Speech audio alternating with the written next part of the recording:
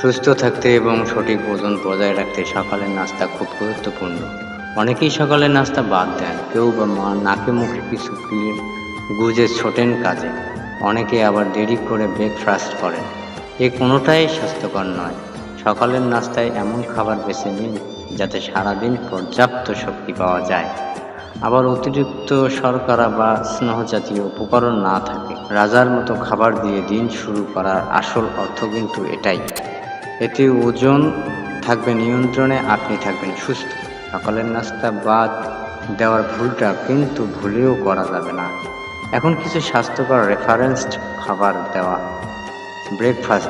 কিছু স্বাস্থ্যকর ব্রেকফাস্ট খাবার নেওয়া যাক। ডিম দারুণ পুষ্টিকর এক খাবার। সকালে ডিমের যে কোনো একটি পদ খেয়ে নিন, সেদ্ধ হলে আরও ভালো, এতে কোনো তেল লাগে না।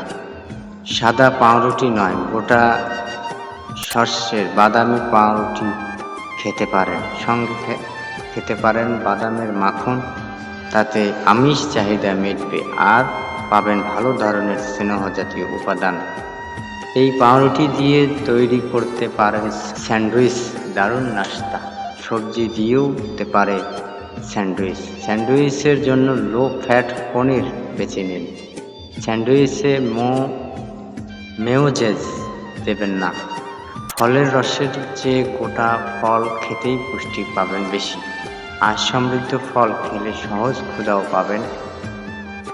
ক্ষুধাও পাবে না।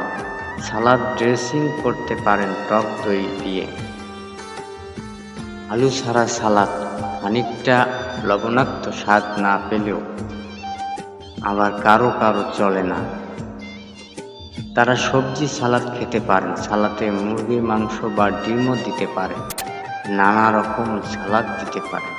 কলা, রোজ হয়তো একটা কলা খান, সকালে সেই কলাটি খেতে পারেন। সারাদিনের কাজের জন্য অনেকটা শক্তি পাবেন। চিনি ছাড়া স্মুদিও খেতে পারেন।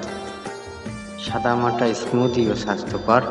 ক্রিম জাতীয় উপকরণ ব্যবহার করবেন না। উৎস থেকে আমিষ গ্রহণ করতে চাইলে টোফু বেছে নিতে পারেন, এতেও কিন্তু সহজে ক্ষুধা পায় না। কফি খেতে পারেন কিংবা গ্রিন টি, সতেজ বোধ করবে, আবার পাকক্রিয়া বাড়ায়, ওজন কমানো সহজ হবে। তবে চিনি অবশ্যই বর্জনীয়।